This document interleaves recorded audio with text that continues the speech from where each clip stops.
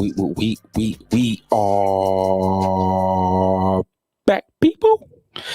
Actually, I'm back, but yeah, this is another episode of Prime Debate with Stats. Just your average, water cooler talk podcast / YouTube show. Yeah, I mean, welcome back, people. And I'm glad I am the great debater.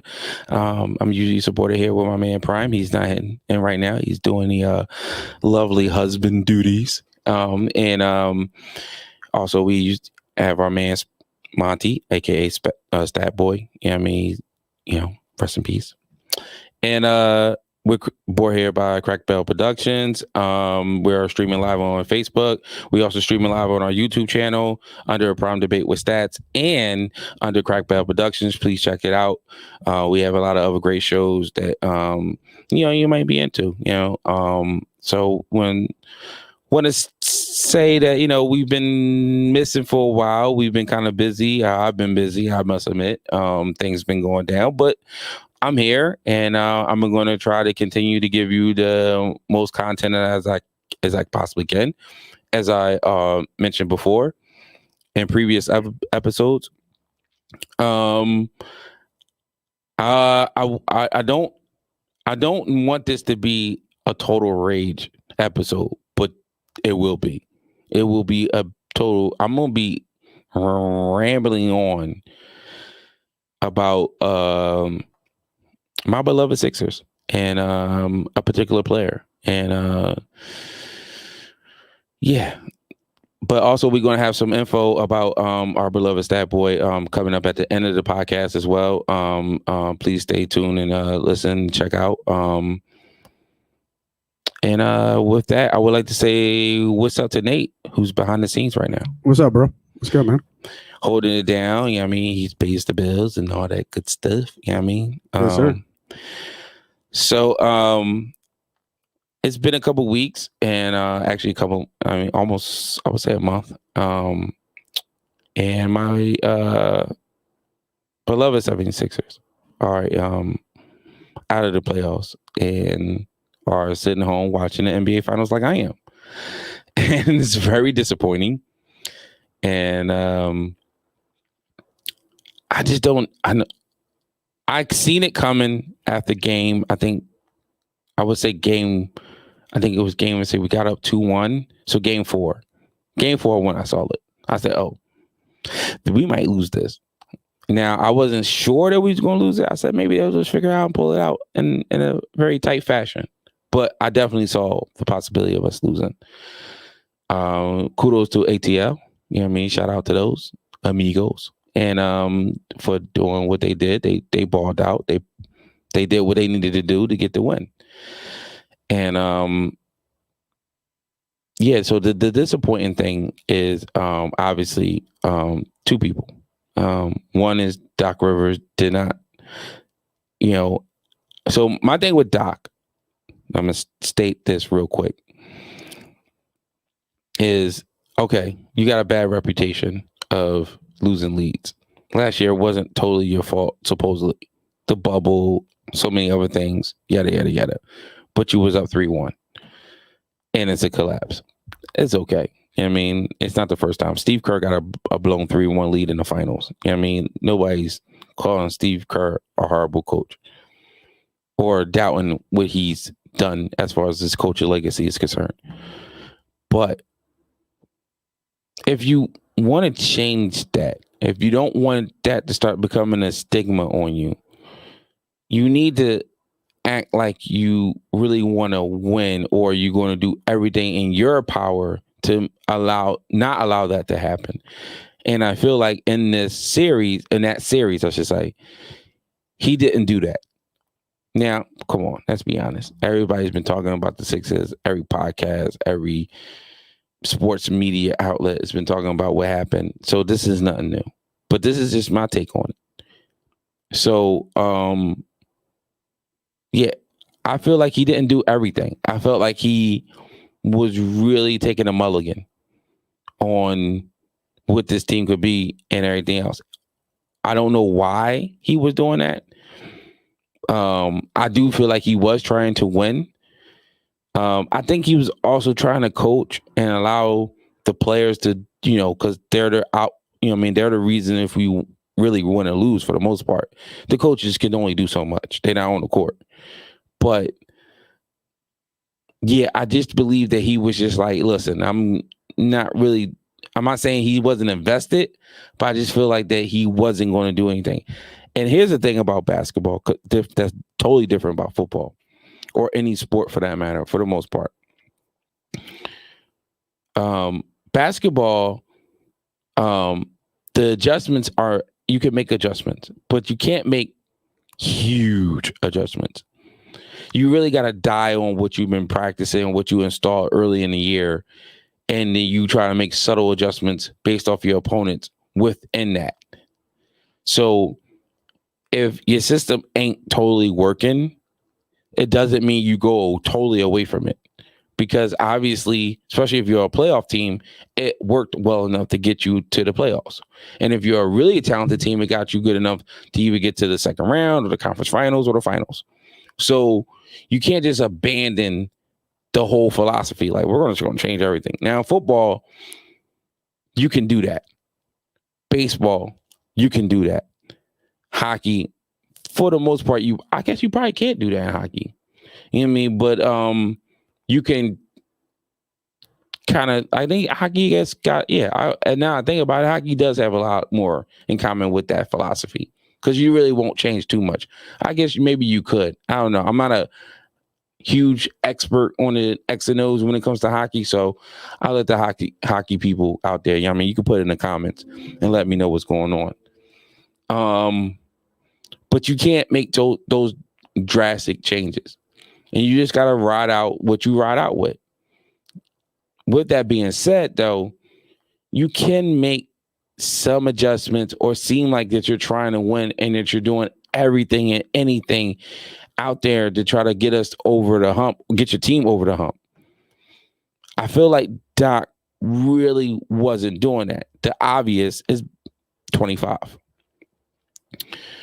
25 was cuddled by Doc for the whole damn season. The whole damn season. It's nothing new. Brett Brown was doing it for the longest until he gave up and was like, listen, I'm begging y'all to tell him to shoot and do what I've been trying to ask him to do. He ain't listening to me, so maybe he'll listen to y'all. So Doc came in with the whole, well, Doc will get the most out of him. Well, he had probably one of his worst stat seasons ever. And yeah, we got to the number one seed in the conference, but obviously that wasn't enough because we lost to a team that, even though they up and coming, and I'm a big Trae Young fan. I was huge on Trae Young when he got drafted. I do like Luka, and I think Luka's great, but I don't understand this whole how Luka's on this other stratosphere and Trae's like way below him. I didn't that part I'm not agreeing to. But you have to be better than that as far as the coach, as far as Doc is concerned. And he didn't do that, and it struggled. He got Embiid to an MVP level, which, I won't say that it wasn't going to happen even if Brett Brown was still here. I'm actually now that this is how our season ended, curious of seeing how the team would have been with Brett Brown. I think people gave him a lot more respect as far as the players are concerned, because not just the only players that we brought in, but because of his pedigree of being a former player and a championship winning coach. But you have to show something to your players to say that you want to win. And you have to show something, and the whole more importantly, whole accountability. Now, I know offense is not everything. So when people say who's the second best player, I don't get too bent out of shape when people say it's Ben Simmons. Ben Simmons is the second best player on our team. All right, that's fine. What I do get bent out of shape is when people say he's in the same category as JoJo. JoJo was a finalist for the MVP and would have won the MVP if it wasn't the fact that he didn't play enough games. Ben Simmons was a runner-up for the Defensive Player of the Year award, and probably he should have won it, but those are two different categories. One suggests that you're possibly a Hall of Famer, because you could be a Hall of Famer being a Defensive Player of the Year, and an all-star caliber player, possibly. The other one is saying that you're an all-time great, guaranteed Hall of Famer, and possibly one of the best to ever play the game, obviously. Those two people are not in the same category. I do not know why fans believe that or feel that way. Look, upsides and talent and potential, that's all great. We had another player like Ben Simmons. His name was Andre Iguodala. Iguodala shot the ball. Iguodala wasn't passing up stuff. But Iguodala also told his coach at the time, which if I'm not mistaken, was Doug Collins, hey, I need you to shoot more. He said, I'm good. I'm not going to shoot more. And then the only year that he ended up shooting more was the year when he was going into a contract year and he wanted to make money, and he ended up trying to average close to like 20 points a game. It was roughly like under 20. It was like 19 or something. But, you know, he was like, I gotta make moves to get this money. And that was it. Now, the difference is that, as you know, people say, oh, y'all got lucky because Derrick Rose got hurt. We got past the Chicago Bulls as an 8th seed. We took the not Miami. Was it Miami? I think it was Boston. We took Boston to a game, I think 7. Yeah, I think so.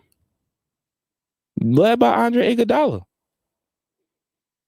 So, you know, even though he was a passive guy, didn't really live up to the talent, because he was really talented, extremely athletic, could get anywhere on the court.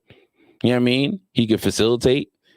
You know, he was an okay, decent shooter, a little streaky, but he could shoot. And then, of course, you know, when he's no longer with our team, he's making big shots, making big plays. Ended up being a Finals MVP. So we wasn't wrong on the understanding of what type of talent he was, but we was wrong as far as the fact that he wasn't the guy to be on our team, which is sad, because if he had a Joel Embiid, we would have been really, really good. We probably would have won a title with an Andre Iguodala type. You know, because he would have made those tough shots. He would have took those tough shots and made them, because he had made them in his career. Yeah, it's tough to say, jumping in here, because Iggy was really green at that point. And I remember I felt bad for him watching him during those times, because it was tough. Like that was a tough, they didn't have really anybody on the team. It was just him, and it wasn't really his role. Like, he played it, and like you said, he gave us, what he averaged, a little over like 24, 25 points. Who? When it was his Iguodala. No, he never averaged over 20 points ever in his career. He didn't average 20 points when he was the same? He's never averaged over 20 points in his career. Oh, I gotta check that, buddy. Yeah, you can look it up. I'll let you do your thing. I'm gonna go ahead and keep on going. But no, he never averaged over 20 points. He even admitted after when AI left that he messed up an opportunity, because the looks that he was getting before, he should have took advantage of when he had AI there. And then when AI, of course, was gone, he wasn't getting those same looks, and everybody was gearing to him. So his shot attempts and his looks was harder. He just wasn't. He's a team player, and there's nothing wrong with being a team player. But when you need to be the alpha, you got to be the alpha. And at times during the game, in the game situation, he would step up and do the alpha stuff. But as far as from the rip, he would not try to be the alpha.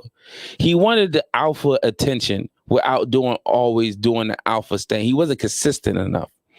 Brings me back to 25. 25 doesn't be consistent enough. You want the alpha attention. You want alpha accolades. But at the same time, you don't do enough alpha stuff. But then again, I was looking at something on my way in. I was YouTubing. And I was under Ben Simmons. You know, he was on Jimmy Fallon.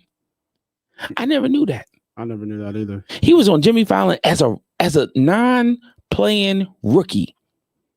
Mm. He had an Australian accent. Like, you heard it.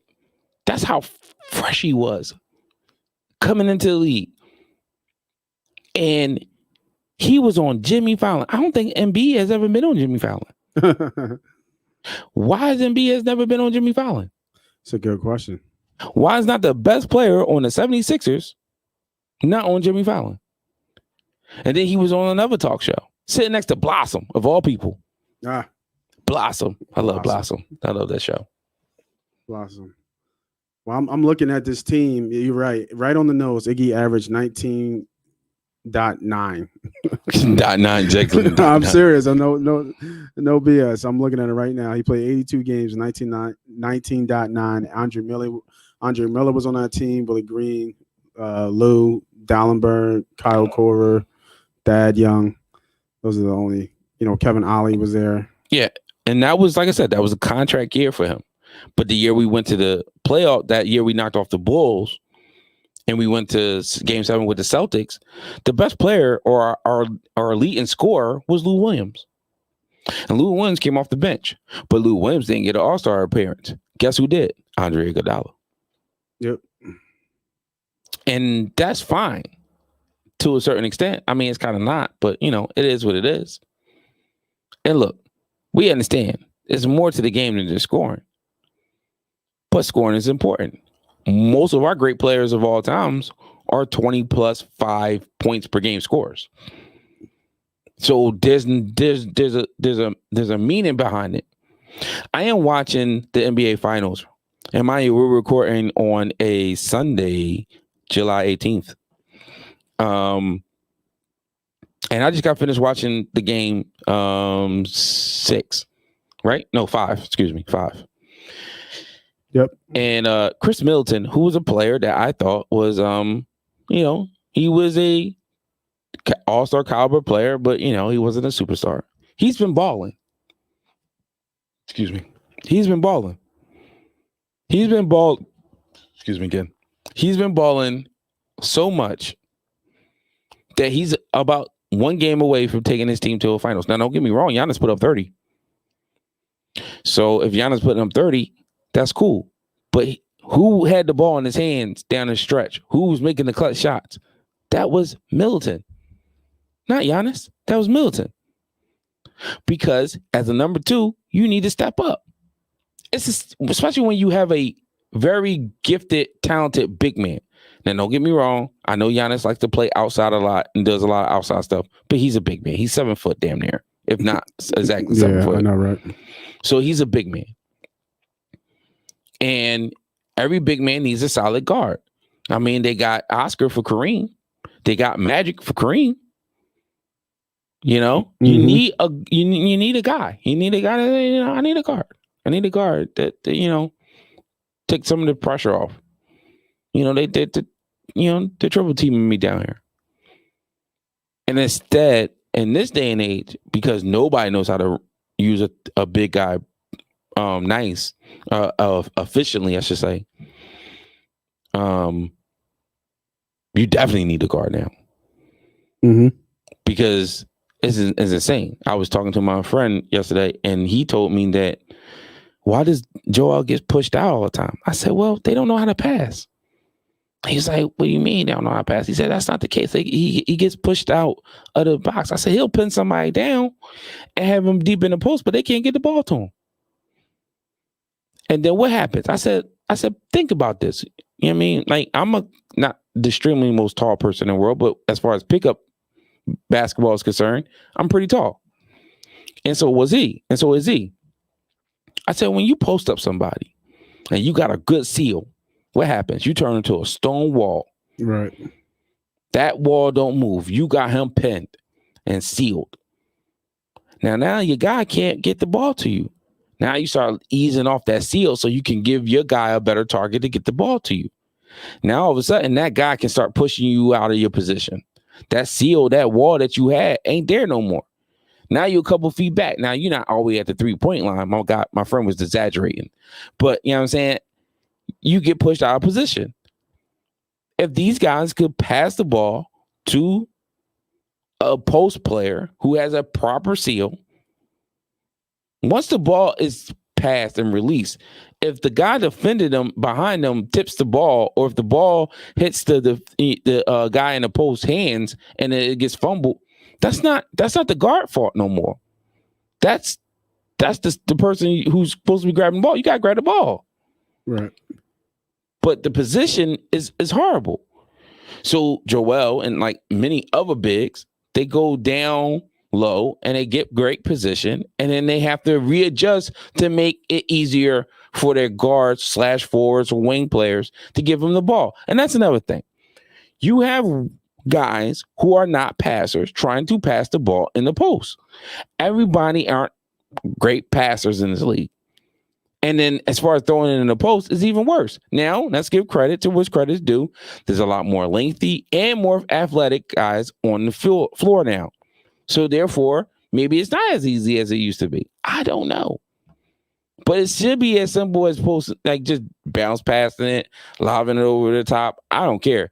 Get the ball to the guy. But it's not. My friend, he said, how many people did you ever see run pick and rolls from the top of the 3-point line? I said, no, we didn't ever see a lot of that. I said, but John Stockton and Karl Malone never ran anything outside the 3-point line. They ran all they pick and rolls inside the 3-point line, and half of the time was inside it was under the free throw line. Right. So I don't know what you're talking about. I actually seen Karl Malone on NBA TV explain that. He said, I don't understand why these people do this. He said, I would never ever set a pick and roll at the top of the 3-point line. There's no way in shape and form I'm doing that. It's because the big shooting it more than it's hard because back in Malone's day, was Malone considered a big? You think? Of course. I mean, power forward and your centers are bigs. Right. Hell, back then your threes was considered, anything that was called a forward was a big. Yeah. Anything called a guard was small. Now, of course, the threes is a very gray area nowadays. And now fours are trying to be gray areas, but that's BS because you need a 4. You need a solid 4. I mean, Phoenix lost last night, and I feel like they're missing a Dario. That Dario injury is hurting them a lot because they need a guy who can stretch the floor, but yet can post up, get you a nice 2, and grab you some rebounds. Defensively, who cares about if he's going to stop anybody or if he's going to block a shot? But he knows how to dribble, shoot, and pass. And that's at a 6'10" frame, that's really, really impressive and really important.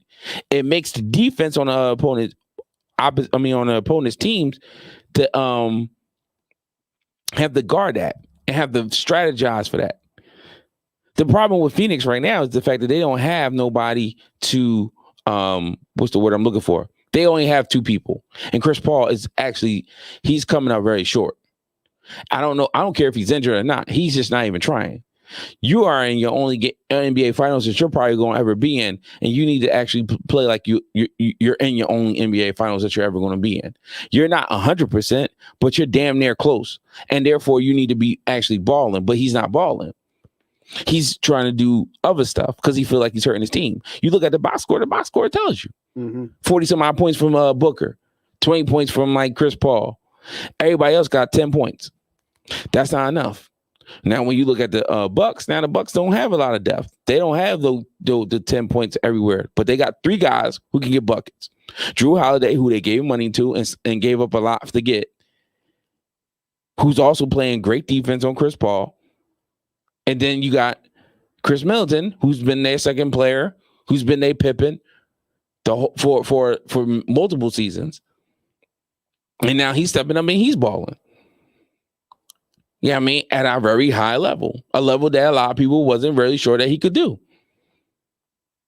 And then, hey, he's doing it.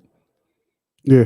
And he's getting it done. So there's three. It's actually a 3-against-1 because Booker's the only one balling. Chris Paul sitting there on the sideline trying to get assists. Assists is cute, but you need to get buckets. I remember somebody got mad at the Utah Jazz, for when they went to the finals 2 times against the Bulls. And they was like, Karl Malone failed. He missed 3 throws. He did this. He missed that. I said, what was Stockton doing? Those are nights Stockton need to have 20, 25. Where was he at? Don't get me wrong. I'm pretty sure Stockton had a really good game. But where's the point at? You gonna put all the points on Karl Malone? Karl Malone got to do all the scoring. Don't get me wrong. Stockton was getting his assists on. He probably had like anywhere between 12 and 15 assists, probably damn near every game. But still, where's the games where he's dropping buckets? Because actually, one of those finals, he eliminated the Houston Rockets with a 3-point shot. Right. So I need you to play that way. I need you to step your game up. When you're the number 2 player on a team or any team, whether it's a championship team or a bum team or a lottery team or a team that's not good, you need to step up your game. People say, "Oh, well, you don't want to press." I don't give a shit because the pressing shouldn't happen. The pressing comes from the coach. The coach needs to say, "All right, everything we were designing and running for you, for the number 1, we're going to start running for you. So wherever your plays were, we're going to just run that amply and then add to it. You can't go into a season just running plays for one person. You need to run plays for everybody. And let's be honest, it's not really running the fucking play. It's pretty much an ISO. Right. I don't care what anybody say. It's an ISO. Clear the fuck out. And let me take this guy one-on-one and I'm gonna make the bucket. Get me in my sweet spot and I'll make it happen. That's what it's about. Excuse me. That's what totally is about. Magic Johnson hit a hook shot. He hit a sky hook with Kareem on the floor in a playoff game. Are you in a finals game? Are you serious? The guy who created the hook didn't take the hook. The other guy did. Right. Who's not known for shooting. Shot a hook shot with the finals on the line, with the chip on the line. Yeah, I mean, he the one that took that shot.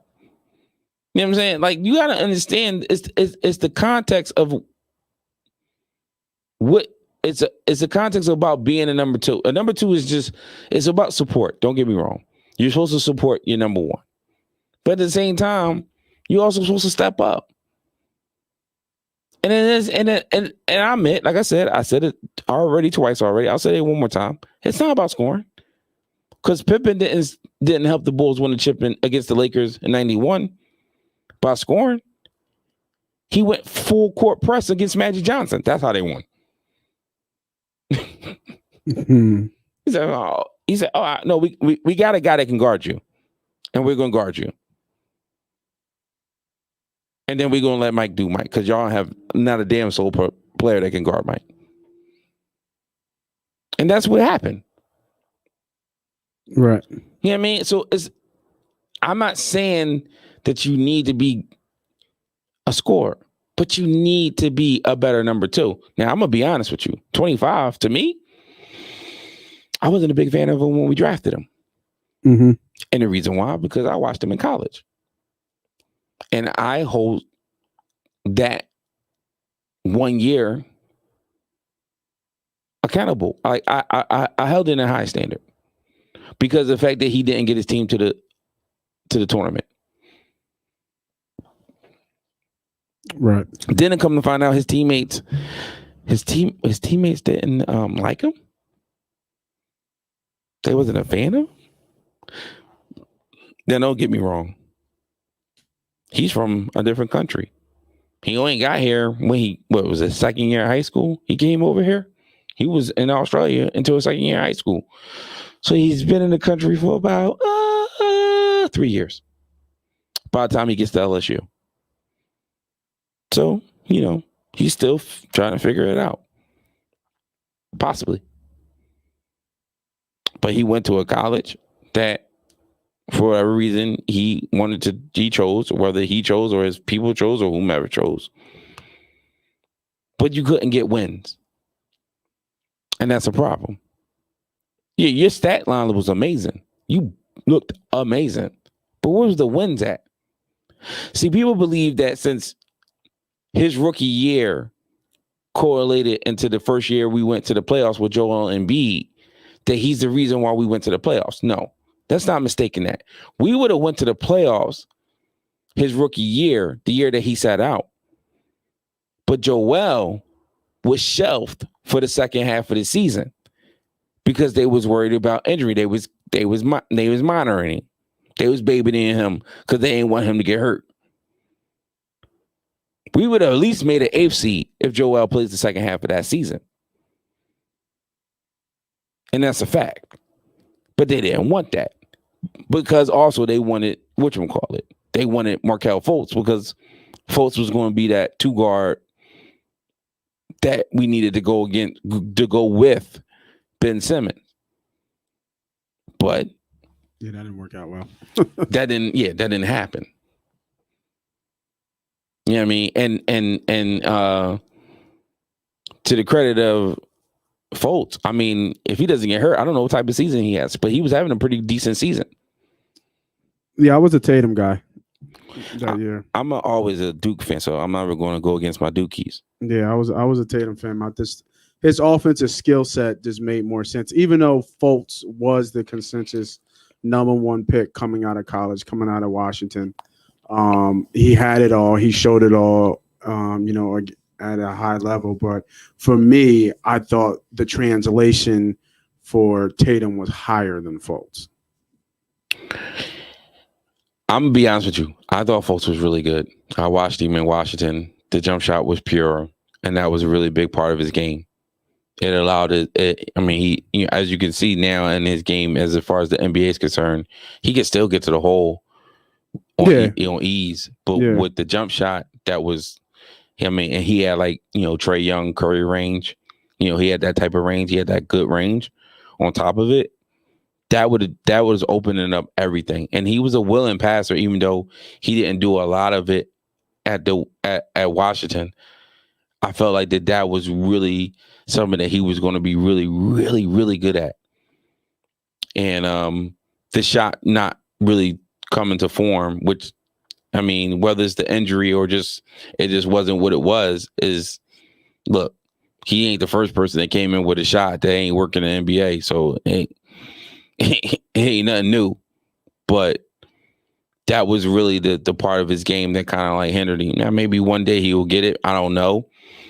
I don't think he will, because I'm not mistaken, he had some kind of operation on that shoulder, which never is a good thing for a kid who was 20, you know what I mean, or some shit like that. So I believe that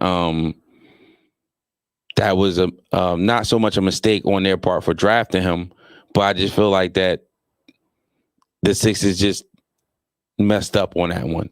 They just messed up, because to be honest with you, if we would have just kept him and even kept him on the bench, he would have been perfect for Atlanta. He would have fucking took him off the dribble. He would have did all this shit. He would have made passes. He would have finished at the rack. He would have been like, go fuck yourself. I'm a beast. You know what I'm saying? Because the confidence was always there with him. The only reason why people felt like the confidence wasn't there because he didn't shoot the jump shot. I mean, that was because he didn't think he could make it. That was a physical thing. He knew he could make it before, but even then he still took it. I went to his first game he ever played. He took a 3. Took a couple. He took a mid ranges and everything else. He was trying to play his game, even though he knew he wasn't 100%, or he knew it wasn't the same, but he still did it. And there was nothing wrong with that. And against a series against Atlanta, he would have fucking tried. Especially, no offense, I'm not trying to make this a racial thing, but any white boy that was guarding him, Bogdanovich or Herter, he would have took them to the hole. He would have like, yo, move out the fucking way. This kid can't guard me. I'm getting buckets. And I'm just going to keep it real, because that's how we think on the courts. That's how we think on the streets. You do a pickup game and you see the white boy, like, yeah, he ain't guarding me, bro. I'm sorry. Yeah, not no more, man. I mean, I haven't. No, It's been a listen. while since I played a pickup game, but some of these boys is hard. Listen. I'm not saying that they can't play. Right. And you know what? Say, oh yeah, he probably can score a bucket, but he ain't stopping me.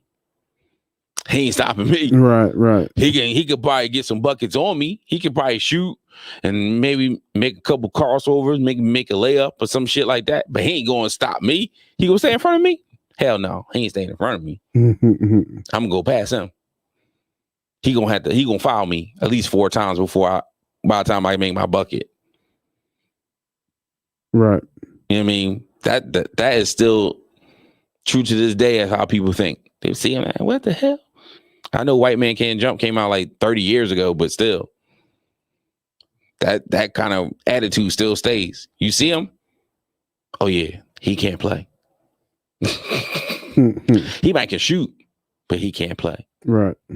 He ain't gonna be able to stay with me. I take him on my team, but he can't guard me. We going 1-on-1. He gonna beat me? No, he ain't beat me. And you know, we needed that. Maxey tried, but Maxey, you can see the green on Maxey. He's so fresh.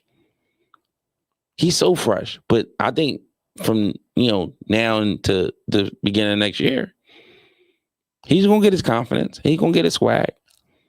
And he's gonna look like he's gonna look a lot better, unless he gets traded. I think Thibault has a higher ceiling than Maxey. Negative. From what I'm seeing from Thibault in the Olympics. The reason why Thibault doesn't is because Thibault doesn't have what's the word I'm looking for? He can't create his own shot. If you can't create your own shot, you will never ever be an upper echelon player. If you cannot create your own shot, you can't be a 6-man if you can't create your own shot. So with Maxey, I'm trying to remember, everything he does is driving. I don't know about off the dribble creating shot. No, he creates his dribble. He goes off the dribble. He can do a pull up. What his issue is his range. He struggled from beyond arc. Sometimes he's streaky. The night, some nights he would have really good nights where he could knock down some 3-point shots. Stuff like that. His mid ranges was okay for a rookie in his rookie year, and of course, going to the hole, he was excellent. But he can do both. But the difference is can you extend beyond the arc? And he wasn't consistent enough with that. Excuse me. And everything else. But like I said, second year, good things. Even for Matisse, even though he had a bonehead play. He had the fucking bonehead play of the year. Are you talking about the foul and the 3? That shit was bonehead. Yeah, it was terrible. It was a bonehead play. I remember that play because I'm just like, oh, dog, like, what are you doing? And the only reason why it was a bonehead play, and I don't put it this way, only reason why I don't put too much pressure on him about that play is because of the fact that he shouldn't have been put in that position in the first fucking place. But because he was, and because he should have known better, and he usually do know better, he just was trying to make a play. I get it. He was putting the effort in. Yeah, he was aggressive. He was just trying to make a play, saying, "Oh shit, I need to make a play. This guy can knock that shot down. I need to contest. This shot." And I don't have a problem with that. I don't have a problem with that at all. 25, I got a problem with. Was that for Thibault? Would this be his 3rd year coming up? Yeah, because he had his rookie year. This was the second year. Yeah. And to me, I thought that was just NBA, intelligence on the court, right? Understanding situation. I know you're trying to be aggressive. You can get to, No, it's not. Because I saw Crowder, who's been in the league eons, foul Middleton on a 3-point shot that he made. There was no reason for you to foul him. There's a difference. It's called contest. It's not called block. You contest the shot as best as you can. Hopefully, he misses.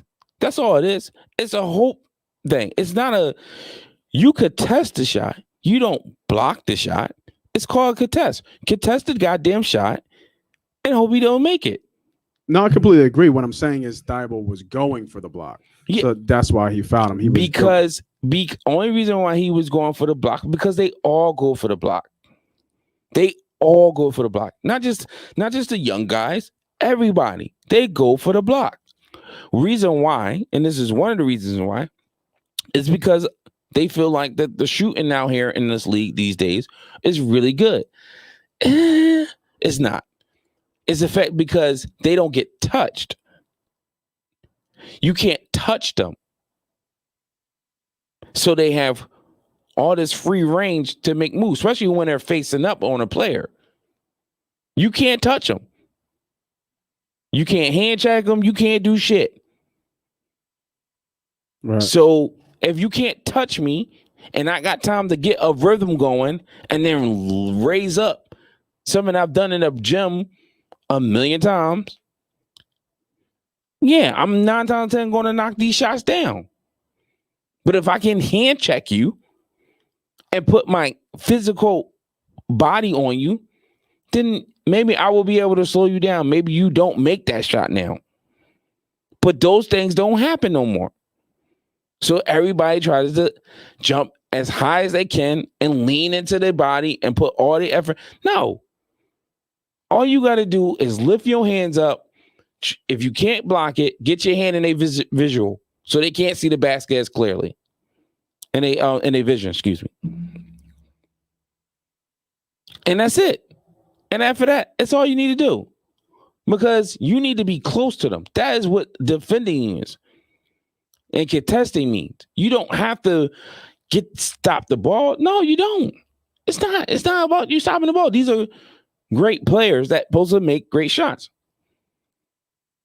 You're just supposed to make them work hard for that great shot. Make them take that extra dribble that they don't want to do. Make them have to do an extra step that they don't want to do. You take them out their rhythm. You make them work for it. That's the difference. You don't stop them. You're not stopping nobody. Dennis Rodman was a great defensive player. You think he was stopping anybody? No, he just made their job difficult. That's all. That's all you need to do. I think he would disagree. I think Dennis would say I stopped a couple people numerous times because I remember the last time he talked about Bron. He said he would lock Bron's ass up. Yeah, and he probably would. He probably would because first of all, he's more of a. He's got the size. He's more of a 3 than he is a 4. He became more of a 4, as later in his career. But he's more a 3 to me. His athleticism is off the charts. So he would have been able to stay in front of him. And every time if Bron would have decided to get physical with him, as far as like getting stronger on him, he would have just took the charge. It wouldn't work anyway, in my opinion, because Dennis was very, very strong. It's all dependent on what Dennis we're talking about. Now, we talking about Bulls Dennis or we're talking about Bulls Dennis. Bulls Dennis would have been not strong. Detroit or the Spurs. Detroit to me, Detroit/Spurs Dennis Rodman is the best Dennis Rodman. Detroit and Spurs Dennis Rodman is insanely way better than the Chicago. Yeah, I was about to say I would agree with the Spurs Dennis Rodman. The Spurs Dennis Rodman was just a rebounding machine. Yeah, he was a machine. But the Detroit was the ridiculously great defender. Yeah, that was in his, obviously his use with that athleticism. Like, he had something to prove out there too. I mean, he just was a talented young up-and-coming player. He was, for sure. And he would give you 15. I mean, I don't know about that many points, but what brings me back to 25. I didn't want to rant about him tremendously, but I had to go back. Get that out your system, man. The whole city is, man. I've been off it for a long time. So 25 to me, like I said, I started with college. I wasn't really big on him because of the fact that he didn't get his team in the tournament, and it's 64 fucking teams. You have 64 options, chances, I should say, to get in the goddamn tournament, and you didn't get in neither one. All right, so I'm on BR. I'm in the community. You know, you can follow me at Gonzo. Yeah, I mean, my memes is awesome.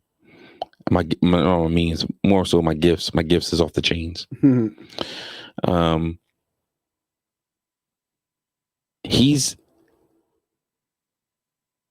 talented to a certain extent, but he's a shiny penny. That's all he is. He's a shiny ass penny, meaning that he's not worth a cent, or he's only worth a cent, I should say. He's a mirage. He's what you see in the distance and be like, oh, that's amazing. Is that amazing? And when you get close to it, like, oh, that's a piece of shit. I love that. I love that comparison. He's a mirage. Love it. He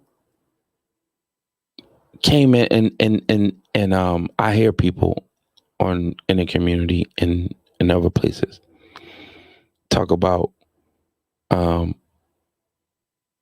he has so much great potential and he's 2024/25. I don't care. He's not a star. He's not an all-star to me personally. And I don't understand how I do understand how he became an all-star. But he's not nothing. Now, I also heard that supposedly he was pleading with the Sixers. Excuse me. How much truth to that, I don't know. But he was pleading with the Sixers not to trade him to Houston. And guess what? He goes to any other team, he will not be heard of again. I'm keeping it a bean. If you hear of him, you will hear of him only in disappointment. Because he will not be the player that you think he should be. And he possibly might make a superstar level, you know, I mean, not superstar. I mean, he might possibly make another all-star team outside of the city. But he will never reach the level that a lot of people believe that he wants to be or that he should be or he's going to be. He's not going to be that guy. If you're going to be that guy, you're going to be that guy. A guy asked me or comment to me in the BR app once said he needs to be around shooters. Embiid is holding him up. That's why I want to get rid of Joel. He needs to be the 5 so he could be a Giannis type player. I said, Giannis type player? I said, really? I said, you want to be a Giannis type player? I said, oh, I said, that's so funny because I remember y'all was saying Magic when he got in the league. And then y'all was saying LeBron after that. And now y'all saying Giannis? I said, how many people y'all going superstars y'all going to compare him to being the next of? Or what type is a player he going to be? How about he just be Simmons? And be not bum, but a decent Simmons. Because that's what he is. He's a decent Simmons. I told my coworker, I said, if Ben Simmons was making about $15 million a year, we wouldn't be having this conversation. But I said, because he's making $30 million a year or more, we're having this conversation. It's very true. We don't need to understand the value of a player to understand one thing and one thing only. We see what we see, and then the league sees what they see, and they react. It's common sense. But for some odd reason, they think this guy is going to turn this magical switch. And let me tell you something, because I want him traded. He needs to get the hell out because the team don't believe in him. Particularly when I say team, I mean Joel. Because I don't care what Steph Curry thinks. I don't care what Dwight, Danny Green, Tobias. I don't care what they think. It all comes down to Joel. Joel needs to sign an extension. I want him to stay. He needs to be a Sixer for life. I don't want him to go. I don't want him to feel like that he has to leave like Charles Barkley did in Allen Iverson. I don't want him to do that. I want him to be able to say, I'm going to retire here as a beloved Sixer. That's what I want.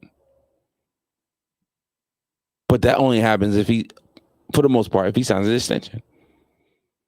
And that means he has to go. He has to go. It has nothing to do with anything else. And people always say to me, you're going to regret it. He's going to go somewhere and he's going to probably ball out. Then what does that say about him? If he goes somewhere and then all of a sudden that jump shot that we've been craving for starts showing up. Oh, we didn't have enough patience? 5 years ain't enough? 5 years ain't enough patience? I thought 5 years was pretty good. But 5 years must not be enough for a man to learn how to shoot a fucking jump shot. A jump shot, by the way, that now people are posting videos that he's been shooting since his rookie year. Because I did see him shoot jump shots in LSU. Wasn't a lot, but it was enough. Did he make all of his shots? No, because nobody makes all these shots. Of course you're going to miss them. But he made enough. It didn't look like to the point that it was like, I don't know about this guy. Then some people say, well, he can stay on the Sixers. He could just be in a different position. Huh? What? So you want to take the ball out of his hands? We saw what that looks like in the playoffs for 2 years because he missed the bubble. So 2 years, we saw what that looks like. No, excuse me, 3 years. Not 3 years. Because his rookie year, they threw fucking Al Horford on him to guard him. That would have been the most disrespectful shit I've ever saw in my life if you throw Al Horford on my black ass. I'm sorry. I'm 6'10". I mean, athletic as hell. Al Horford's supposed to guard me. And Al Horford guarded him. Because Al Horford knew he couldn't shoot. So you can't shoot. I ain't worried about it. I can give this much cushion. Play for your drive. I'm good.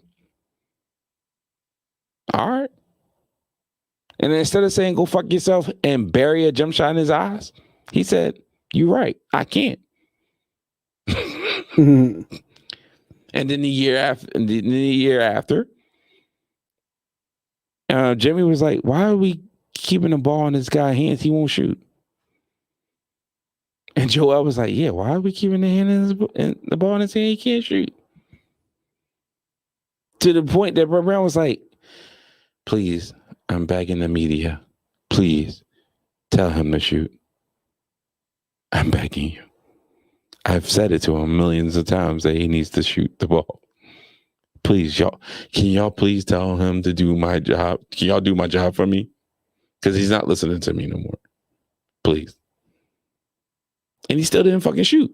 So what did Brett Brown do? Brett said, fuck this shit. I'm just going to take the ball out your hands. Butler gives me a chance to win. You don't. And we was a really good shot away from winning the chip.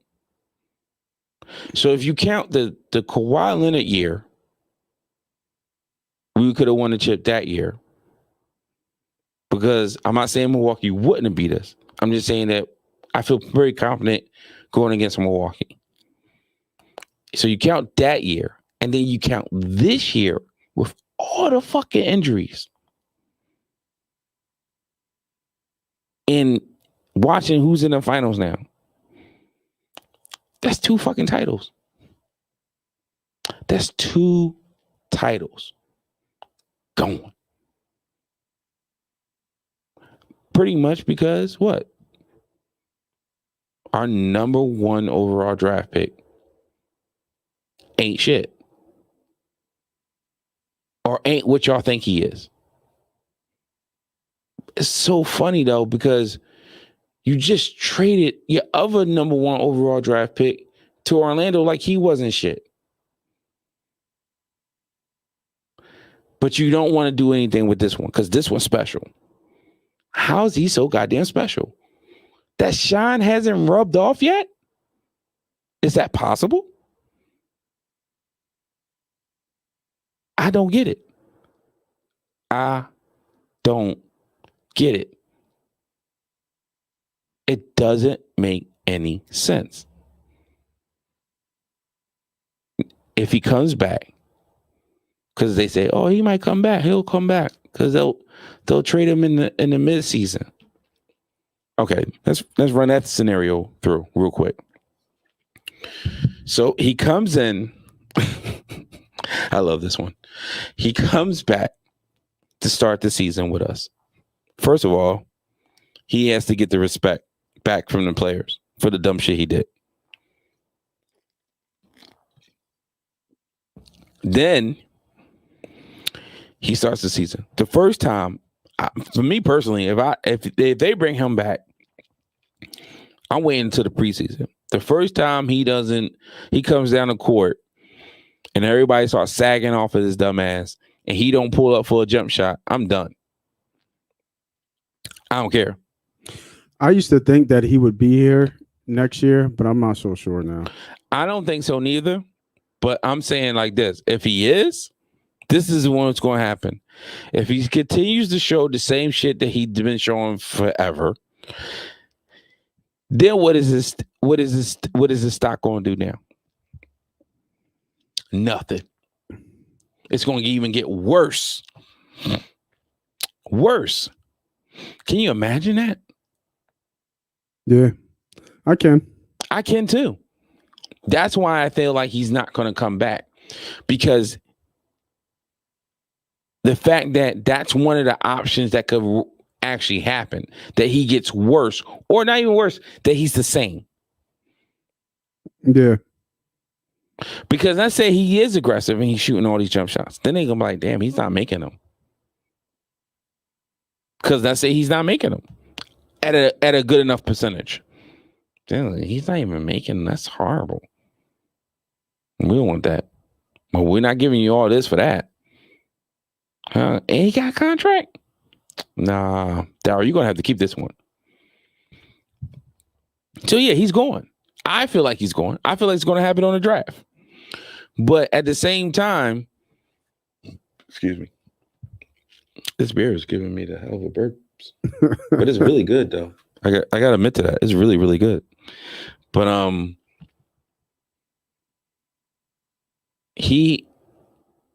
let's look optimistic. Let's look to the benefers in the world. The benefers.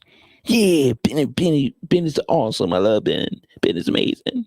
Mm-hmm. Let's say he's great. Let's say he's balling out the world. Of course, we're not going to trade him. Yeah, that's my fear. Of course, we're not going to trade him. Why would we trade him? But then the question becomes, where was those 2 title years that we could have had? Because Brooklyn is going to be healthier. Golden State is going to be healthier. Who the fuck knows what other teams is going to do, what's going on? Everybody's going to step up. You can't count on every year. Why? Because not so much the injury aspect, but because player movement is so at a high rate, you don't know what the roster is going to be and everything else. The landscape can change so dramatically from year to year. The Chicago Bulls has Zach LaVine and Vucevic. They ended the year horribly, but I'm assuming, I don't know if they got a new coach. They should. But with a full offseason with those 2 players, they can be a really good team.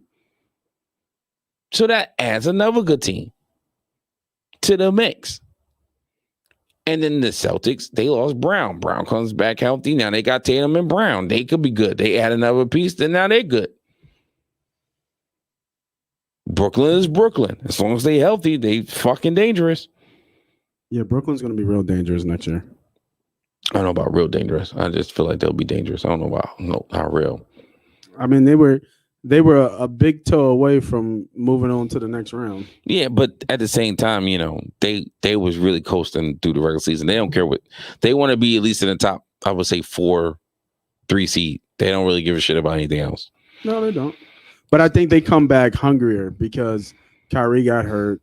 Harden wasn't Harden. I love my Kyrie, but Kyrie is not the most as far as about revenge. He's just in his own world. No, he's not. He's not. I love my Dookies, but Kyrie is definitely an odd one. But yeah. And then you got, like I said, then you got Atlanta, who's just marched on. And then, of course, you got Milwaukee. You know what I'm saying? And they'll probably do whatever, especially if they win a chip. They're going to fucking party like it's 1999 and yada, yada, yada. All that other stuff.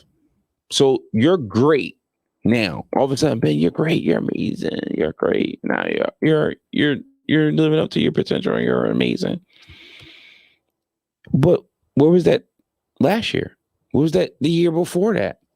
Because we're not going to count your rookie year against the Celtics. We're going to let that slide because you was a rookie. We're not going to count the bubble because you didn't play. But those 2 years, you could have been something, and instead you was nothing. But now all of a sudden, this year you're going to be something? I'm not buying it. I don't believe you. Because the fact of the matter is that you are who you are. And you are an average player who just rode the coattail of a great player in Joel Embiid. Because the Sixers stay with great players. We don't stay with great teams. We don't stand with great duos, but we have a great player. We stay with a great player every fucking era. We had Bubba, we had Chuck, we had Moses, well, we had Doc, and then we had Moses. We lucked up on that bullshit. Mm-hmm. I mean, and that's it. We had a chance to give Barkley a chance to give him a nice 1-2 punch. We fucked that up. We fucked that up immensely. The AI situation was, I That won't was say just it was, the right formula. the AI situation was fucked up for multiple reasons. First of all, Jerry Stackhouse is Jerry Stackhouse. Jerry Stackhouse has an issue. He's a real issue. He didn't understand how to be a number two, even when he knew he was a number two. Even when he knew he was a number two, he got the Pistons when they traded him, and Grant was like, "Oh fuck this shit." I had Allen Houston, and now I got this dude. Fuck. I'm going to Orlando. See you later. And you fucked up my angle. I'm out. You know what I'm saying? But then we had Tim Thomas. Yeah, it is what it is. Then we had motherfucking Larry Hughes, which we should have kept. That's what it is. But we should have kept like Spoon. We should have kept, you know what I mean, like a couple other players. Possibly. But we decided not to. And then we didn't improve on adding those other players that we should have added to. Mind you, it wasn't that many great players to add, but we could have tried. And at the tail end, after the finals year, we tried to grab some young talent to go with AI, but it was a little too late.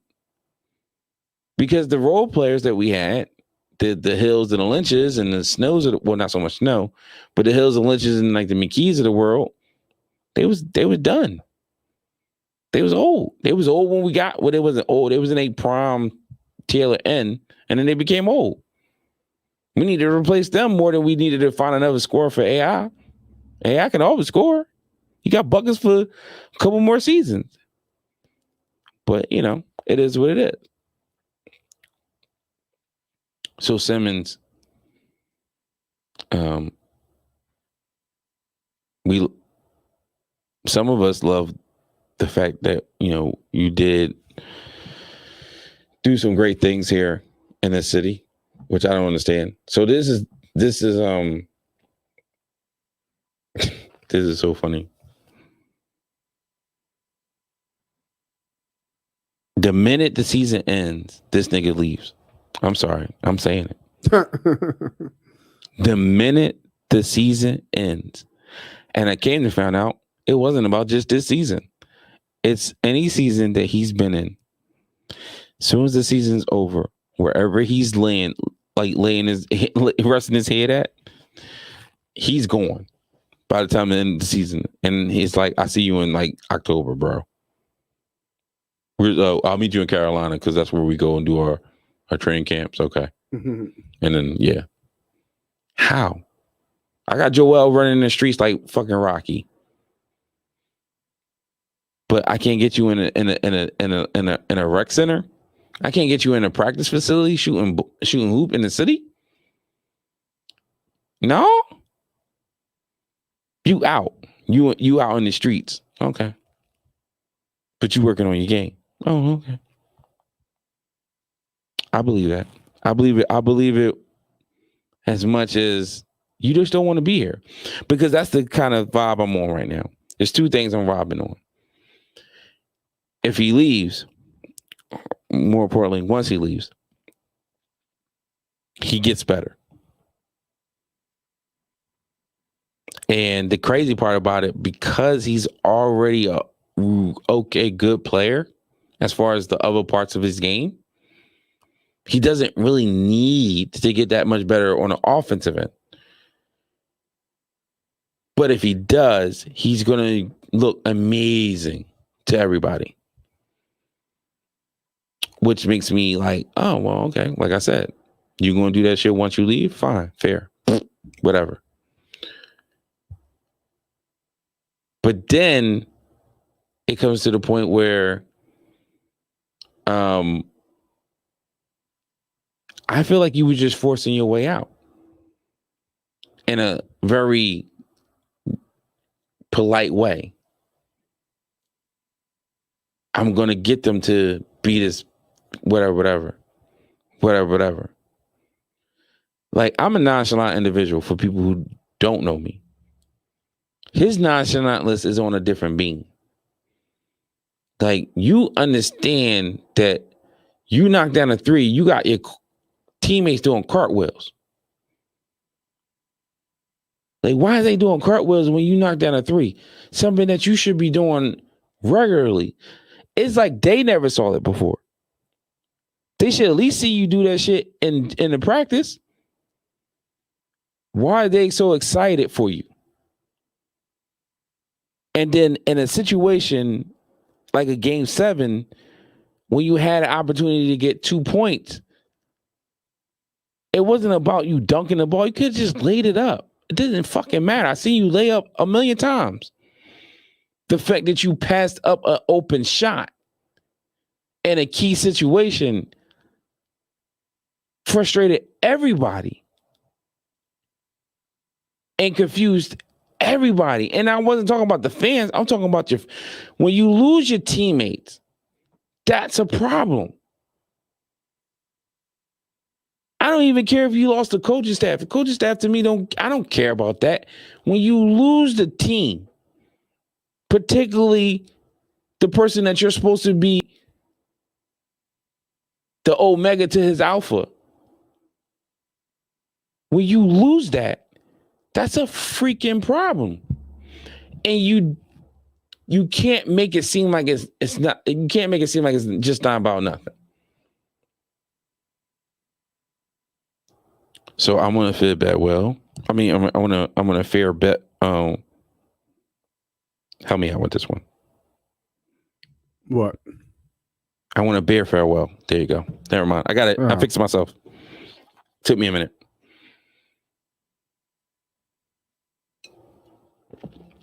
To Ben Simmons and to whatever team he goes to, and I hope you do well in life. I always want positive things for my brethrens, but you let us down. And people tells me this, and they say, "Well, we're not gonna get good value on it. We can't trade them. We're not gonna get value. It has to be like a Damian Lillard, or it has to be like a Bradley Beal." It's like, what? I don't give a rat's ass if you give me fucking 2 cents on the dot. I don't give a rat's ass what you give me. The quicker he's gone, the better we can move on. It's like a Band-Aid. Just rip it off. That's it. Rip it off and keep it pushing. You know what I mean? It's not like it's the first mistake we ever made. This one, you know what I mean? As my homie always say, this 2 show pass. But it needs to be done. And like I said, I believe it's going to be done around the draft. Because I think Morey is thinking like, you know what? I'm not going to get a player that I really, really want. So I'm I'm just gonna get some draft picks, maybe a player and some draft picks. That works for me. I can deal with that.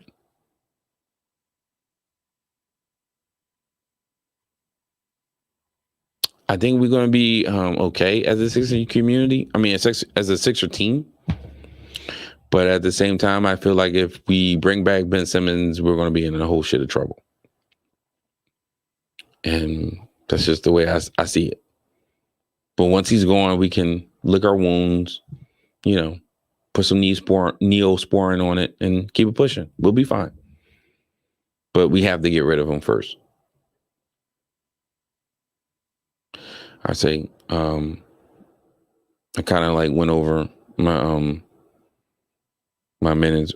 No, you're good. But no, I'm just no. You can go another hour about Ben, I'm sure. Not about Ben, but it was the other stuff in between. I was trying to so much not just start raging about him, so I just started going a little bit like trying to sidebar it or trying to whatever with it, which was cool. But yeah, because I wanted to talk about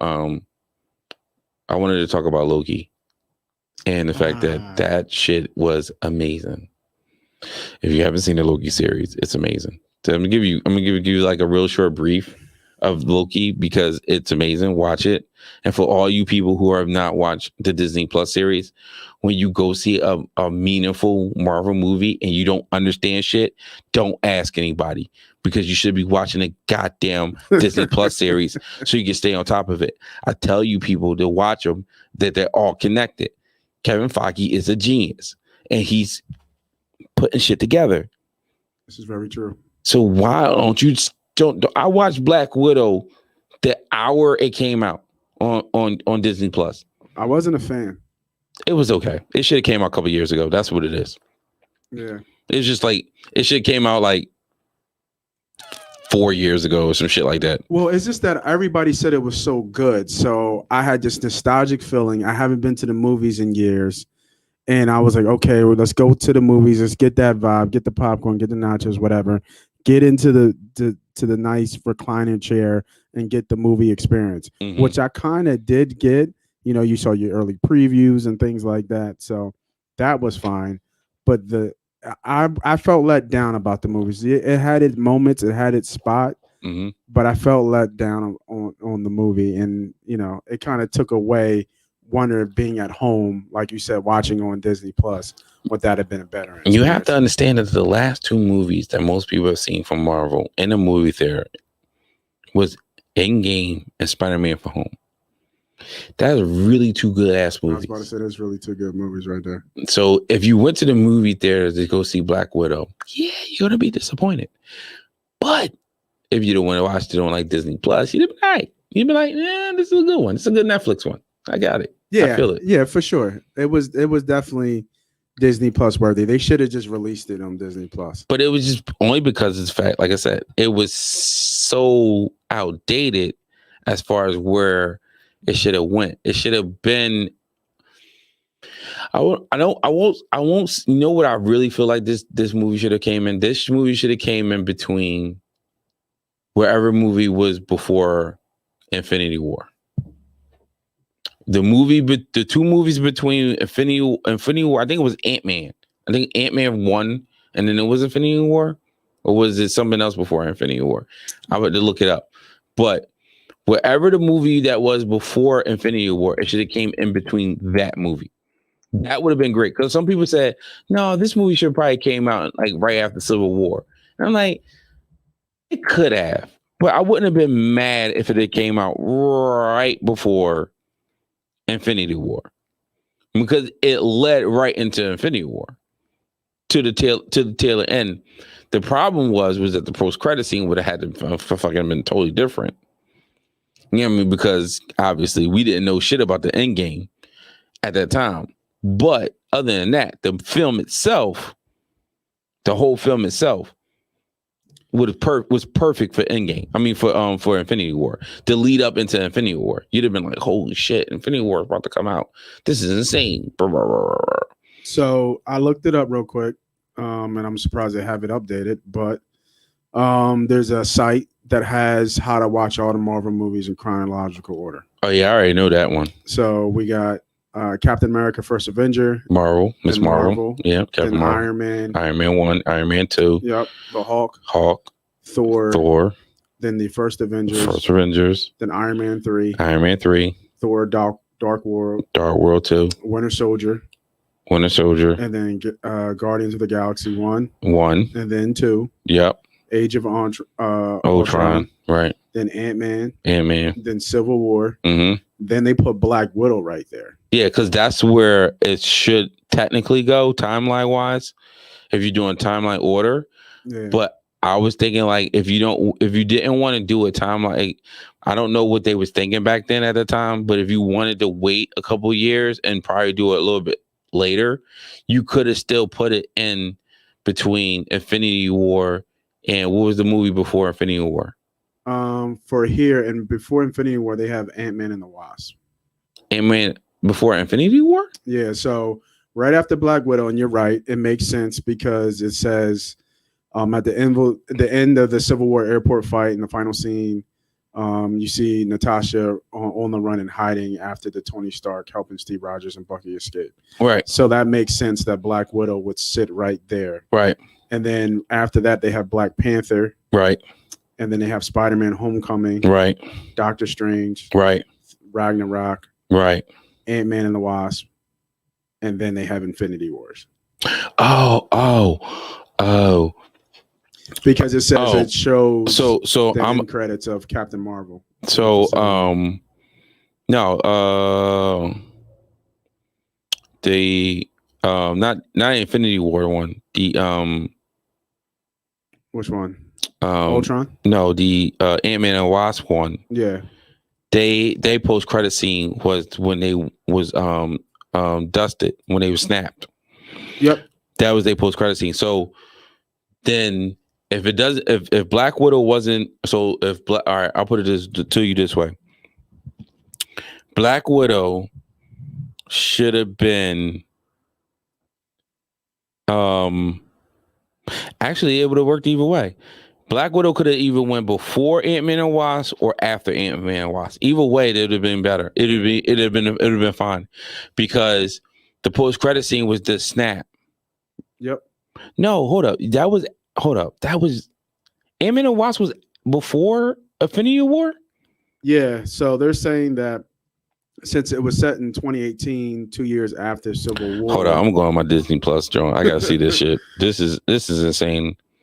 I'm sorry, people. So it talks about the quantum realm, right, which sets it up for the quantum realm in Endgame.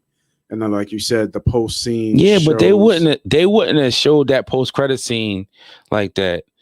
No, that's not right. Hold up, I'm going to my timeline. I'm going to Marvel. What does Disney Marvel say? What is this?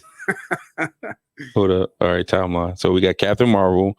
Mind you, for just letting y'all know, on Disney there is no Hulk and there is no Spider-Man movies. They are under different products, so they're not under the Disney stuff. Right. So on the timeline in Marvel, it's under Disney. It's Captain America, Captain Marvel, Iron Man 1, Iron Man 2, Thor, Avengers 1, Thor: Dark World, Iron Man 3, Captain America: Civil War, both Guardian Galaxies, Avengers. Which Winter Soldier? Winter Soldiers is not in there? Yeah, I said Captain America, Winter Soldier. That was the second Captain America. Okay, I'm sorry, I missed that one. And both Guardian Galaxies, Avengers: Age of Ultron, Ant-Man, the first one, Civil War.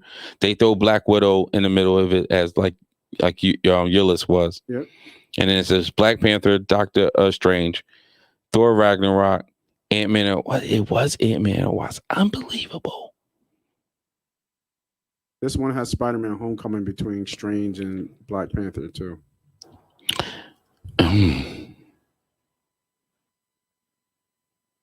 It kind of makes sense. Set in 2016. All right, hold up. All right, now I'm going. Now I actually gotta go through phase 1. I gotta go through the phases now. Phase 3 and 4. Thank you. I knew I wasn't tripping. So, and that doesn't make any. That definitely doesn't make any sense. Oh, and now it does. It makes sense now. Never mind. So originally, when they released the movie Infinity War, Ant-Man and the Wasp came after Infinity War, but in a timeline order, they're saying that Ant-Man and the Wasp is before Infinity Yeah, War. correct. The timeline, correct. But correct. it's only the timeline is. But the what happens is that the post-credit scene makes it seem like it's afterwards. So technically, yes, that's right. So yeah, the movie should have came either before Black Widow should technically came before either before Ant-Man and the Wasp or after Ant-Man and the Wasp. That's technically where the shit came in. Technically, if we go in timeline order. Yeah, correct. Yeah, so that makes more sense. And with that being said, we're going to do a Mount Rushmore that we always do. Usually, we ask, Prom, myself, we do our whole, picking our 4 top things over the topic we was talking about. Today, we was talking about particularly 25 and what shenanigans that he did to us beloved city. But with that being said, I'm going to do, not so much but I'm going to do my top 4 Ben Simmons trades that I feel like could or particularly should happen. These are mine. These are nothing else. Nobody else's ideas. So I'm going to start from 4 and then go up to 1. So with 4, the first trade it's kind of not obvious one, but one that I know a lot of people have talked about and heard, and that was the CJ McCollum. The only issue with McCollum trade that I don't like about us getting CJ is the fact that he's older. Excuse me. He's older and he's had some injuries issues. Hitting 30 doesn't really sit well with me, but we are in that win mode now.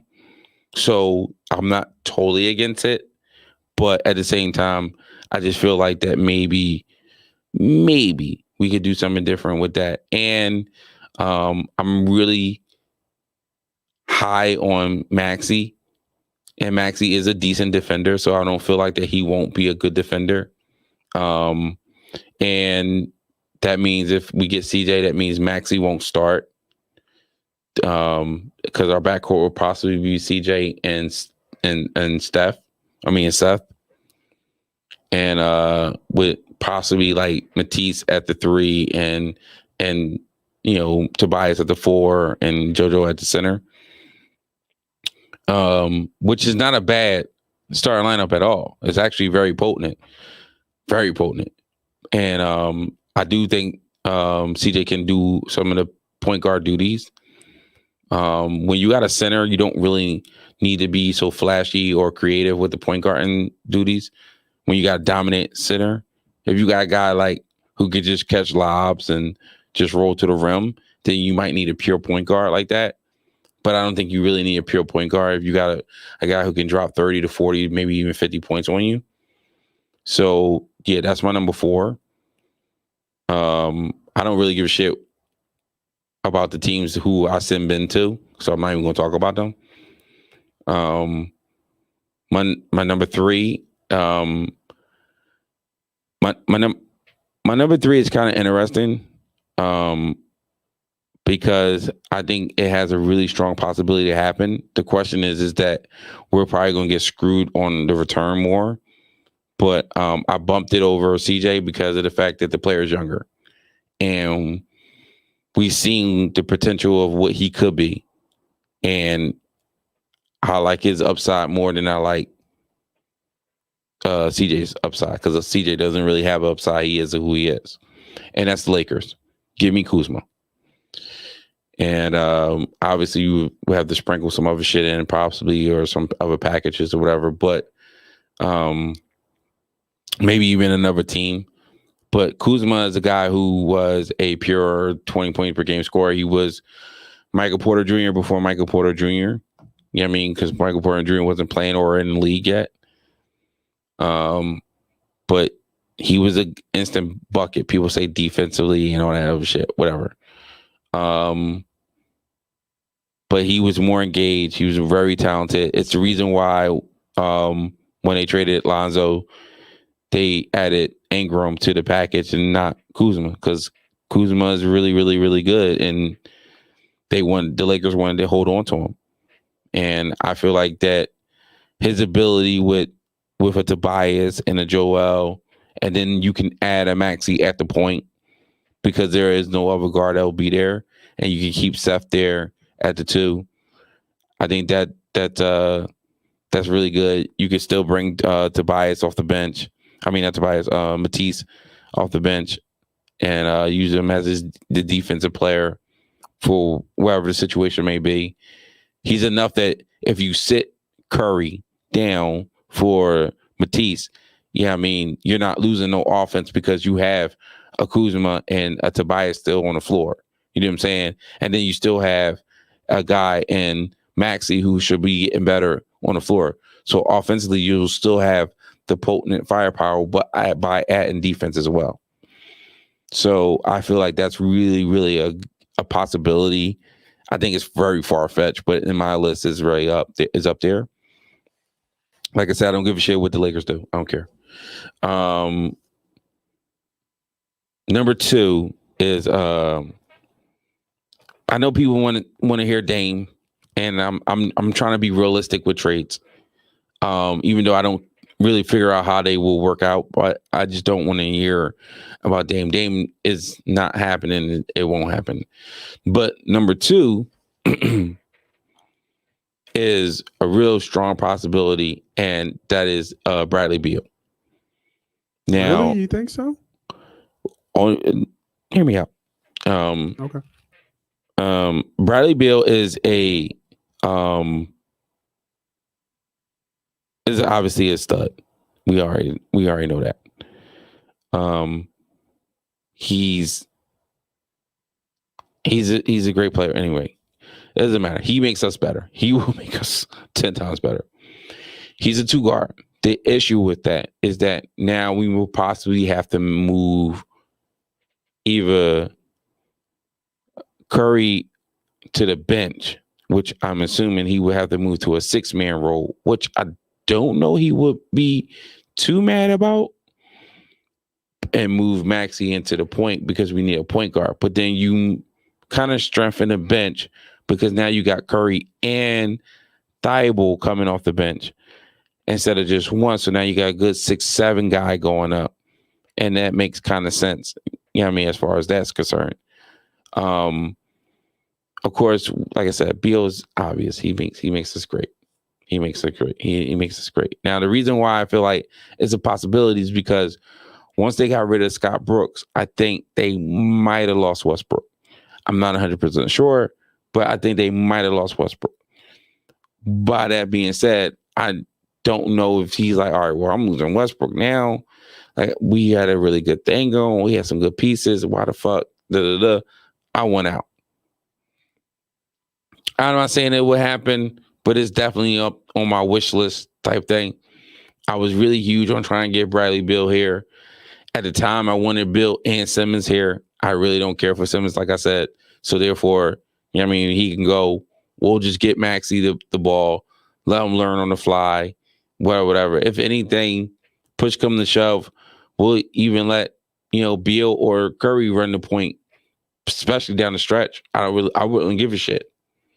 But yeah, he's a guy that it's averaged 30 points in the last 2 years. He's a straight instant bucket. He's a fucking amazing, and I would definitely take him. He has some injury issues too, but I mean, other than that, I'm really, really high on him. So yeah, I really think that's a solid one if they can get it done. I don't think it will happen, but as far as like ranking wise, he's the best. He's the best player out of the 4 I have on my Mount Rushmore. And then, of course, my number 1 is going to surprise people, but to me, it just makes so much fucking sense. And then watching his YouTube videos, this fucking guy he fits us. He fits us in a nutshell. And that is Ben Simmons for Wiggins. Now, I am not a huge Wiggins fan. I feel like he's a disappointment number 1 overall draft pick as well. There's been a lot of those lately. But he has a very good relationship with Joel Embiid, which isn't very important to me personally. And it should be important to the Sixers. I don't think they wanted to be, but I think it really is. Wiggins has some of the issues of 25. As far as the nonchalantness and sometimes being lost in the sauce attitude, or vanishing in certain points. But I've seen him enough, not just in Golden State this year, but in Minnesota in the past, where he's attempted big shots when he needs to take big shots. He can get to the line. He's a decent 3-point shooter. He's even improved. He has had in Minnesota and in Golden State take over quarters late in games, whether it's the third or the fourth, which is something that we obviously need. But he's not a clip as far as like, I want to do it all on my own.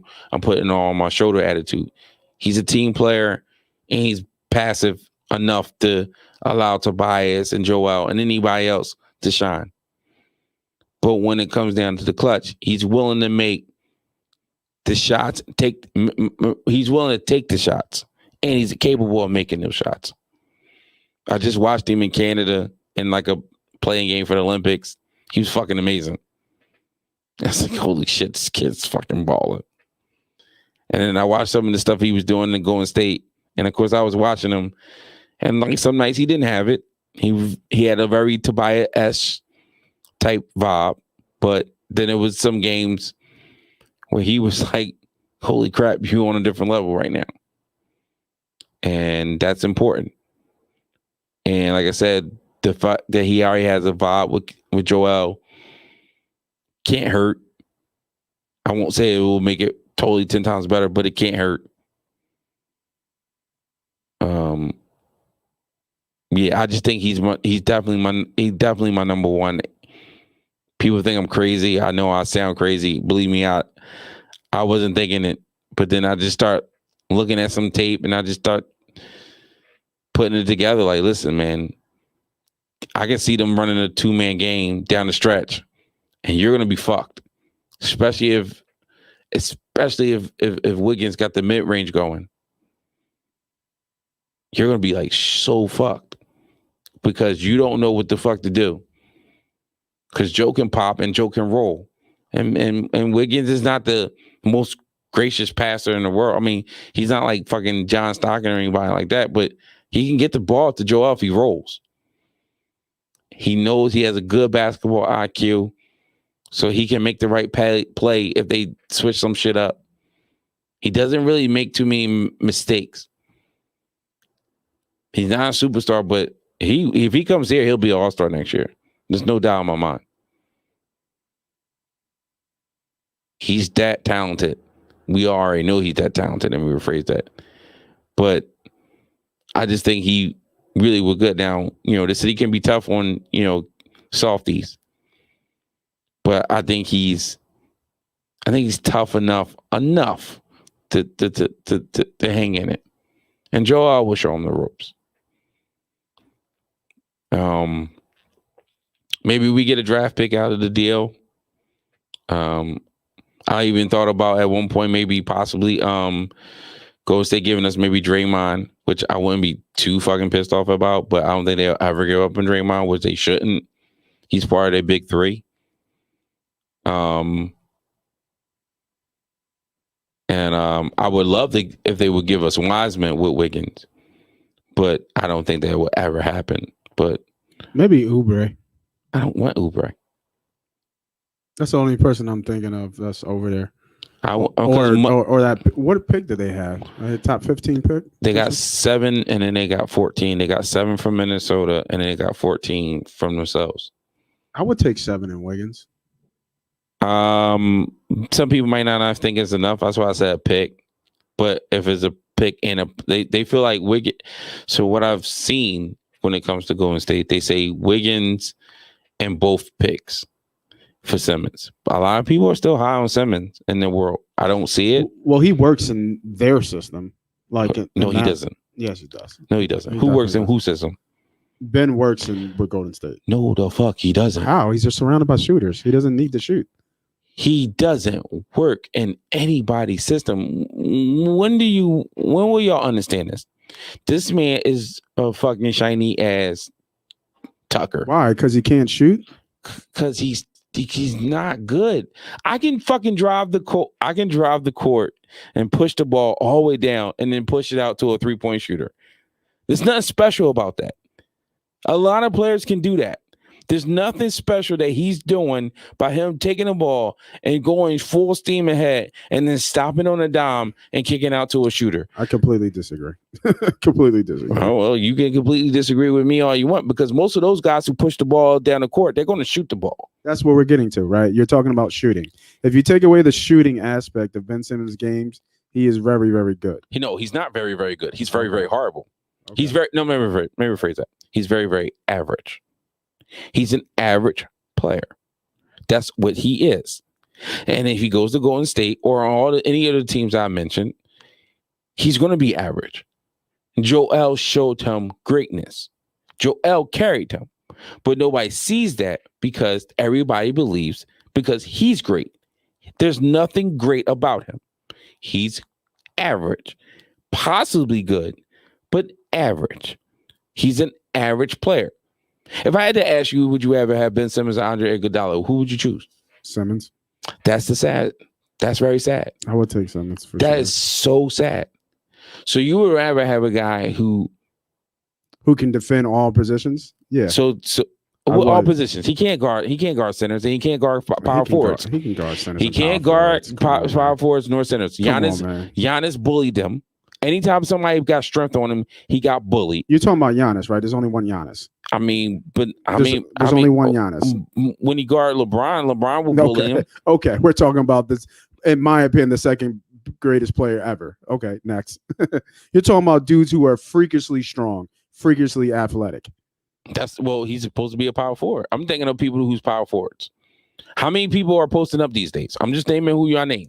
He can't guard fives, so he can't guard all 5 positions. So he can't guard no centers. He can't go Djokovic. He can't guard an Embiid, even though he doesn't have to guard Embiid. I didn't say he can guard Jokers well, but he can definitely guard Djokovic. No, he can't guard no damn Djokovic. Okay. That's why he's never guarded Djokovic. Because it's because there's Embiid there. There's no reason to. No, it's the reason why we get a backup center because you don't want to put him at a backup 5 because he can't guard a backup 5. He can't guard a Brook Lopez. Brook Lopez will bully him. Who's the other center? And what you call it? He can't guard no Anthony Davis. Anthony Davis will bully him. Anthony Davis bullies everybody, though. Well, no. First of all, Anthony Davis doesn't bully everybody. You know what I mean, Anthony Davis is more of a finesse player. I mean, he's a finesse player, but he will put anybody on his back. You know what I mean? He will post anybody up. It doesn't matter who it is. But if it's a Simmons on him, he's going to go strong. If it's a non-Simmons on him, he's going to go finesse. He's going to bully the shit out of Ben Simmons because Ben Simmons is too small.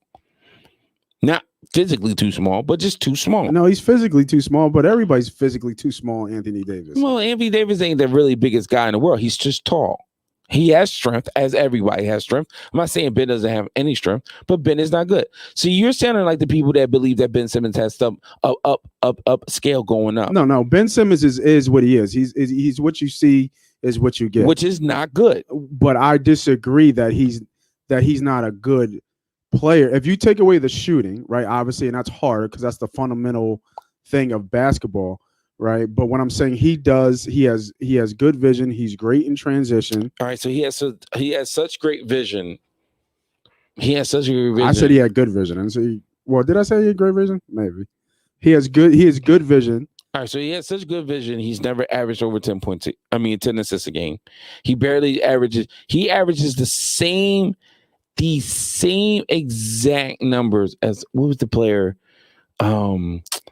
people were sleeping on. They was like, "Yo, he's this player," and they was like, "No way." And they was like, I think I've heard this before. Oh, who was the player? It wasn't a bad, like, horrible player, but it was It's not. It shouldn't be in the same conversation as Ben. as you would think because of Yeah. the accolades. The Yeah. accolades make you think Ben is better than what he really is. He's a 3-time All-Star. He is a 2-time first team All Defense, right? I think so.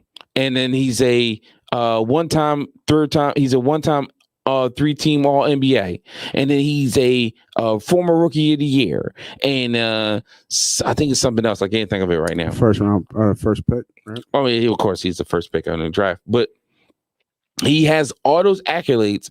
So therefore, you're thinking like he gotta be a great, amazing player. No, he's not.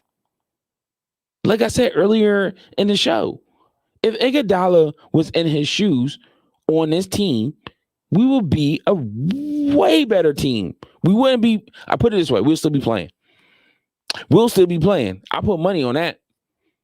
Of course, I can't never really back that up with any kind of, thing, because it's all hypothetical. But I believe that we would still be playing. If Iguodala was on this team in his fifth year, fifth year, as Ben Simmons is, we would be in the finals with a Joel Embiid and a Tobias Harris. We would. It's just that simple. And he could play exactly the same role. And he would love to play that role. Oh, I could just be the point guard? Really? I'm Andre Iguodala. I could be the point guard? That's great. I ain't got to worry about scoring when I can score whenever I want. Great.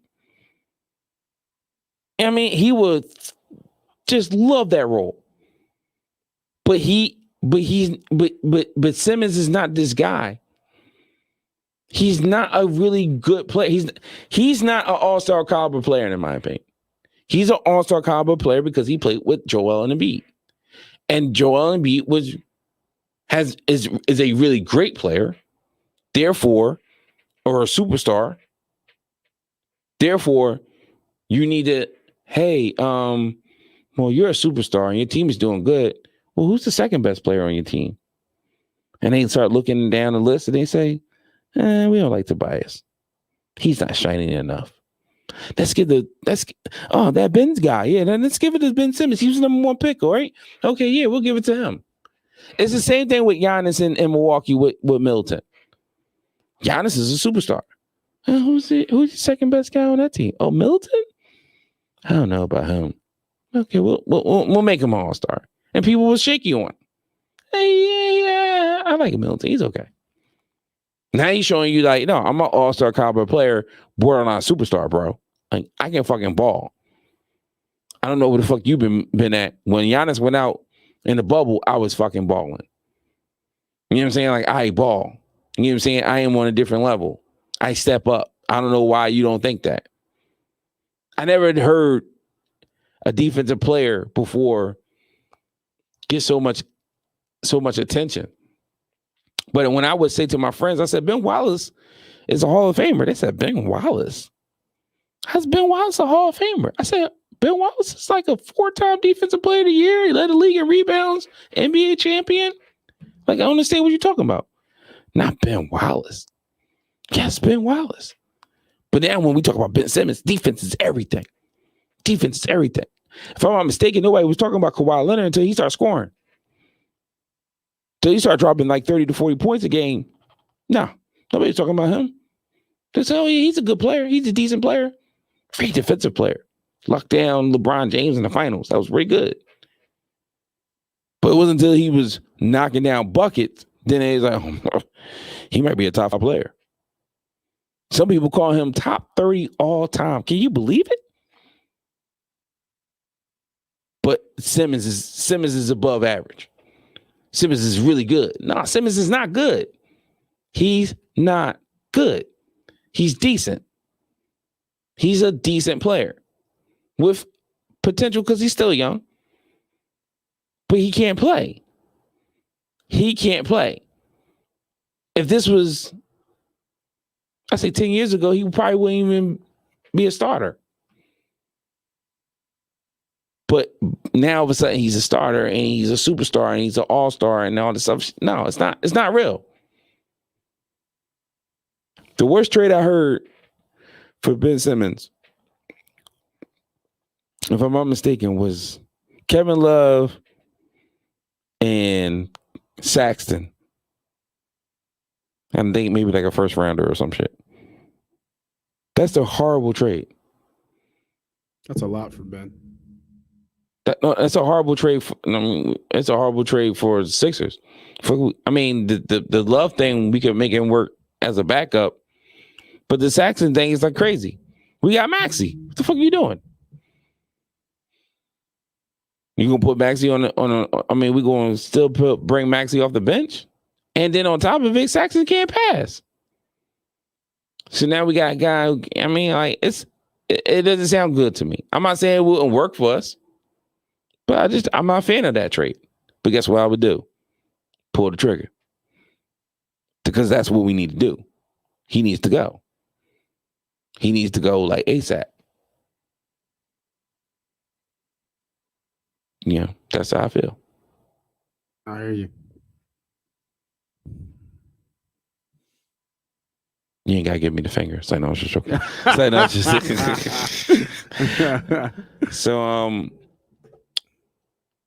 with that said, this was going, and we're going to end on this note. And also, real quick, I want to say this for our beloved Stat Boy. They're having, for those who are interested, they're having a little LJ's Legacy. That was one of the nicknames that people called him. On August the 7th at from 10 a.m. to 5 p.m. It is at the Yaden Community Park, 401 South Union Avenue, Yaden, PA, 19050. It's going to be music. It's just celebrating the life of Stat Boy, also known as Mont, also known as LJ to his friends and family. And I just want to let that be known and put it out there that please come out if you can. I'm gonna be there. At least I'm gonna try to be there. I don't know my schedule, but I'm definitely gonna be there and stop through there. And and we're also gonna. I'm working on it immediately. I mentioned it a million times on a couple episodes, but we're gonna have the merch coming out for all of us. Problem debate with stats. We're probably just gonna do like shirts and hoodies. In summertime, and then eventually it's going to be pretty nippy out before we have it, before you know it, and then possibly get some like a sweatsuit type situation going on, and some other merch and stuff like that. So we're working on these things. I'm gonna get them all moving on and going, and So I just want to let that be known. And this video is streaming live, like I said, on YouTube, and I'm gonna upload it. I would say it would say Sunday, so I'll say it should be uploaded tomorrow on our channel if you want to, come back and check us out and watch us, whatever. So, So I would like to thank everybody at Crack Bell Productions. Yes, sir. And everybody from Facebook Live and YouTube who are watching us. And I fixed my Twitter. I fixed our Twitter page. I just got to learn how to work Twitter. I'm really horrible at Twitter. I don't know why. Mm-hmm. But a link will be uploaded as well. And of course, check us out on Instagram under the same name, Problem Debate with Stats. And we'll possibly see you next week with another new episode. If not, we'll see you 2 weeks from now. And for the great debater and Nate. Yes, sir. We'll talk to you. Have a good one. Peace.